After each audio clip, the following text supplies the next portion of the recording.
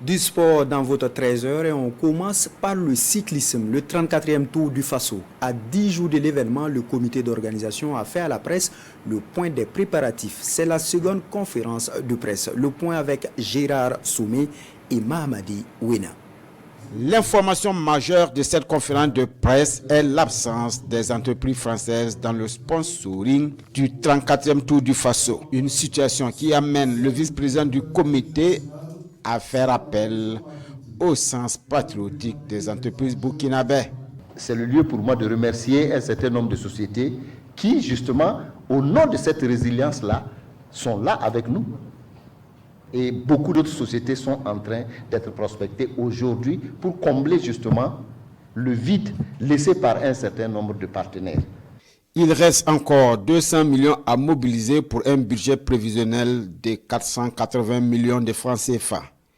Si le budget n'est pas encore bouclé, la liste des pays participants est connue.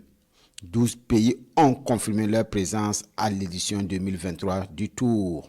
On a le Mali, nous avons la Côte d'Ivoire, nous avons le Niger, le Cameroun, l'Algérie, le Maroc, le Bénin, la Guinée-Conakry, le Ghana, le Rwanda et la Belgique, le Togo. Donc ça fait les 12 équipes, plus l'équipe nationale du Burkina Faso, l'équipe régionale du centre et l'équipe régionale de l'Ouest. Au-delà de la relance du Tour, l'autre objectif du Burkina est de reconquérir le maillot jaune cette année. Nous abordons vers la dernière semaine. Voilà, et la dernière semaine, c'est un peu axé sur, bien sûr, la psychologie, et, si vous voulez, la motivation et l'entretien des vélos, etc. Sinon, la technique, et les tactiques, et tout ce qui s'appelle, en tout cas, comme on appelle le travail d'endurance, etc. Et tout est déjà fin prêt. Le Tour du Faso 2023 va s'élancer le 27 octobre prochain avec l'étape Ouagadougou-Pau.